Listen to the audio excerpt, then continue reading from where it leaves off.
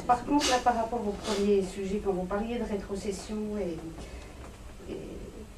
c'est vrai que le fait que les choses soient communales ou Marne-et-Gondoire, ça a l'air très compliqué au niveau de la gestion. Enfin, l'autre jour, Vaudrin vous en parlait, des branchages le long des routes.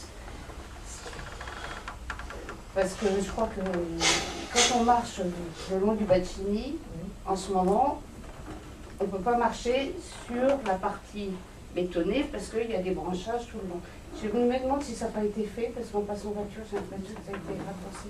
Alors, quand on vous fait une demande comme ça, est-ce que, parce que ça ne concerne pas toujours la commune, est-ce que c'est qu'on a un retour vers quelle instance on doit... Oui. Alors, parce que ça, des fois, c'est compliqué. À la commune. Là, on fait à la commune, mais après... Oui, on le fait, voilà. Là, on va alerter sur ce problème-là, on alerte Marne-et-Gondoire, parce que la partie que vous parlez, c'est Marne-et-Gondoire, le cheminement. Mais il faut voir où les arbres, sur quelle propriété ils sont, et ça peut être l'agence des espaces verts. Donc à chaque fois, quand si on vous fait une demande, vous renvoyez, vous renvoyez vous-même. Oui. Et après, vous nous dites vers quelle instance on peut aussi. Non, en général, je demande, quand on me pose la question, faites-moi un courrier, expliquez-moi le problème, et moi je transmets le courrier au service compétent.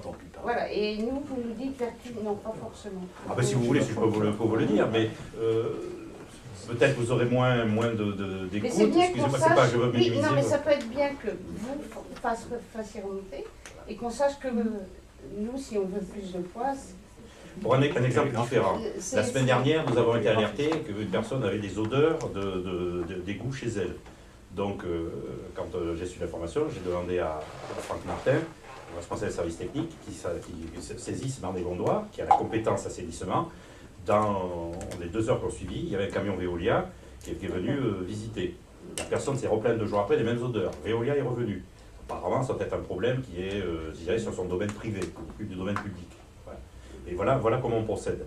Dès qu'on a une information, là, on alerte les services compétents. Si c'est sur le territoire de la commune, ou c'est la commune qui est gestionnaire, on fait la démarche directement. Mais dans certains cas, comme l'assainissement, on informe la communauté d'agglomération.